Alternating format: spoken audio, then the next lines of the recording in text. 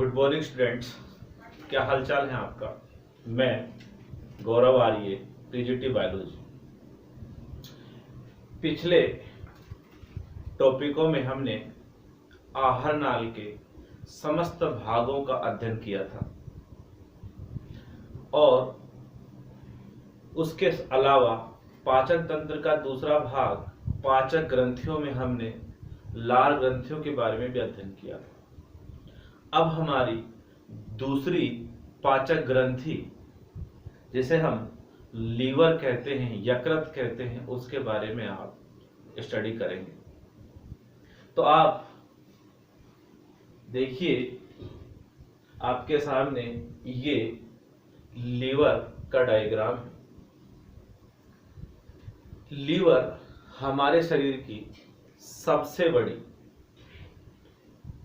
ग्रंथि होता है।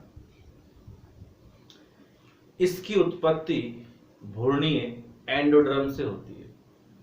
भ्रूणीय एंडोड्रम से होती है। इसका जो भार होता है, वजन जो होता है 1300 से 1500 ग्राम होता है। 1.3 से 1.5 केजी तक हो सकता है। यह तनुपट डायफ्राम के नीचे दाईं ओर फल्सीफार्म स्नायु के द्वारा यह जुड़ा हुआ होता है। इसका रंग चॉकलेटी होता है। यह दो पिंड में बटा होता है। कितने पिंडों में बटा होता है? दो पिंडों में, एक दायां पिंड और एक बायां पिंड। जो दायां पिंड होता है वो दाएं त्रिकोणिका स्नायु, राइट ट्रायंगुलर लिगामेंट से जुड़ा होता है, जबकि बायां जो पिंड है वो लेफ्ट ट्रायंगुलर स्नायु या लिगामेंट से जुड़ा हुआ होता है। जो दायां पिंड है वो बड़ा होता है बायां पिंड की अपेक्षा। दायां जो पिंड है वह दो पालियों में बटा होता है। पहली पाली होती है दाईं केंद्रीय पाली, राइट सेंट्रल लोब, और दूसरी होती है टेल लोब या पुच्छ पाली। यह सबसे बड़ी लोब होती है किसकी? दाएं पिंड की। यह आपका बायां पिंड है, वह तीन पालियों में बटा हुआ होता है। कौन कौन सी है? बाईं केंद्रीय पाली, लेफ्ट सेंट्रल लोब, बाईं पार्श्व पाली, लेफ्ट साइड लोब, और तीसरा है स्पिलिजियन। यह सबसे छोटी पाली होती है। अब देखिए, लीवर के नीचे कौन सा? दाएं पिंड के नीचे एक हरे रंग की थैलेनुमा संरचना उपस्थित होती है, जिसे हम पित्ताशय कहते हैं। इसे क्या कहते हैं? पित्ताशय कहते हैं या गोल ब्लैडर कहते हैं। इसमें पित्तरस इकट्ठा रहता है या इकट्ठा होता है। यह पित्तरस को क्या काम करता है? इकट्ठा करता है। यह यकृत से जो पित्तरस आता है उसमें से जल को सोखकर उसका सांद्रण करता है, तथा यह, अगर हम बात करें कि जो पित्ताशय है, इसमें जो पित्तरस होता है उसमें कोलेस्ट्रॉल होता है। क्या होता है? कोलेस्ट्रॉल होता है। और पित्ताशय लगभग 30 से कितना? 30 से 50 ml पित्त का स्टोर कर सकता है। क्या कर सकता है? स्टोर कर सकता है। यकृत को उपनामों से भी जाना जाता है। यकृत हमारे शरीर का सबसे बड़ा रासायनिक कारखाना कहते हैं इसको। इसे व्यस्तम बंदरगाह भी कहते हैं। इसे हम क्या कहते हैं? व्यस्तम बंदरगाह भी कहते हैं। अब हम यकृत की भीतरी संरचना को पढ़ेंगे या हम यकृत की औतकी को पढ़ेंगे। तो यकृत जो होता है वह दो आवरणों से घिरा होता है। कितने आवरणों से घिरा होता है? दो आवरणों से घिरा होता है। बाहरी जो आवरण होता है उसको हम विसरल पेरिटोनियम कहते हैं, जबकि जो भीतरी आवरण है यकृत, वह छोटे छोटे पिंडकों से में बटा होता है, जिन्हें हम क्या कहते हैं? गिल्सन संपुट कहते हैं। क्या कहते हैं? गिल्सन संपुट कहते हैं। गिल्सन संपुट की जो भित्ति होती है या गिल्सन संपुट की जो भित्ति होती है वह छोटे छोटे पिंडकों में बटी होती है, जिन्हें हम क्या कहते हैं? यकृत पिंडक या हेपेटिक लोब्यूल्स कहते हैं। हेपेटिक लोब्यूल्स के भीतर सेंटर में या केंद्र में एक शिरा पाई जाती है जिसे सेंट्रल वेन या केंद्रीय सिरा कहते हैं। जो यकृत पिंडक होते हैं इनकी संख्या बहुत ज्यादा होती है, ये असंख्य होते हैं। कितने होते हैं? असंख्य होते हैं।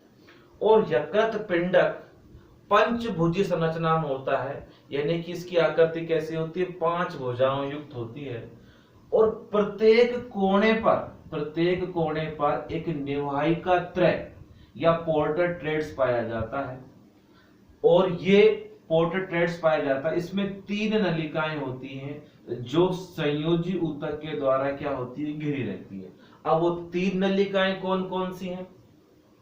पहली अगर हम बात करें तो उसे हम कहते हैं हिपेटिक पोर्टल वेन, निवाहिका सिरा की शाखा। दूसरी वाली है इंटरनल लोब्यूलर बाइल डक्ट, यकृत वाहिनी की शाखा।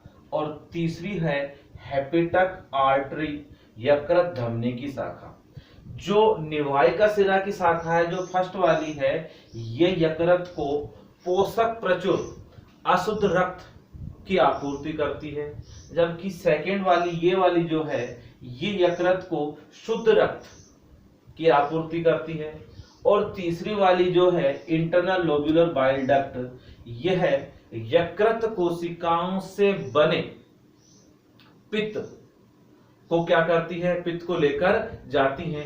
कैसे लेकर जाती है? देखिए, दाएं पिंड की सारी जो यकृत वाहिनियां हैं वो मिलकर क्या बना लेती हैं? दाएं यकृत वाहिनियां। और बाएं पिंड में जो यकृत वाहिनियां होती हैं वो सारी मिलकर क्या बना लेती हैं? बाएं यकृत वाहिनी। और वो कहाँ किसमें खुल जाती हैं? पित्ताशय की पित्त वाहिनी के पास खुल जाती है। और पित्त वाहिनी में क्या? पित्त वाहिनी से पित्तरस आकर पित्ताशय में क्या हो जाता है? स्टोर हो जाता है। और स्टोर होने के बाद ये जब आगे जो ये वाहिनी दिख रही है इसके बारे में हम आपको बता ही चुके हैं पिछले वीडियो में। इसे कहते हैं सहपित्त वाहिनी। सहपित्त वाहिनी, कोमल बाइल डक्ट। सहपित्त वाहिनी जाकर फिर किसके साथ है? अग्नाशय यकृत सहपित्त वाहिनी के द्वारा ग्रहणी में खुल जाती है। तो इसके बाद बात करते हैं। देखिए, जो यकृत पिंडक होते हैं उसमें यकृत कोशिकाएं होती हैं। यकृत कोशिकाओं को हिपेटोसाइट्स कहते हैं। क्या कहते हैं? हिपेटोसाइट्स कहते हैं। ये यकृत कोशिकाएं लड़ियों में होती हैं। देखिए, लड़ियां से दिख रही हैं आपको। ये लड़ियां जो होती हैं इन्हें यकृत पटल कहते हैं। क्या कहते हैं? यकृत पटल कहते हैं। इन लड़ियों के बीच कुछ खाली स्थान पाया जाता है जिसे हम क्या कहते हैं? यकृत लेग्यूनी कहते हैं। क्या कहते हैं? यकृत लेग्यूनी कहते हैं। इन यकृत लेग्यूनी के भीतर कुछ स्थान होते हैं जिन्हें हम क्या कहते हैं? सिरापात्र। जिन्हें क्या कहते हैं? सिरापात्र, सिंसुसोलाइड कहते हैं। इन सिरापात्र में कुछ विशिष्ट कोशिकाएं क्या होती हैं? विशिष्ट कोशिकाएं होती हैं जिन्हें हम क्या कहते हैं? कुप्फर कोशिकाएं कहते हैं। क्या कहते हैं? कुप्फर कोशिकाएं कहते हैं। ये क्या काम करती हैं? जो मृत या पुरानी आरबीसी होती हैं, लाल रक्त कणिकाएं, उनका क्या कर लेती हैं? भक्षण करती हैं। अर्थात इन्हें हम कुप्फर कोशिकाओं को भक्षण कोशिका भी कह सकती हैं, जो आरबीसी का भक्षण कर या उन्हें तोड़कर उन्हें पित्त वर्णकों में बदल देती हैं, जिन्हें हम बिलिरुबिन और बिलिवर्डिन कहते हैं। बिलिरुबिन और बिलिवर्डिन के बारे में हम बताएंगे कि ये क्या होते हैं। तो ये था आपका आज का टॉपिक, यकृत की संरचना और उसकी औध की।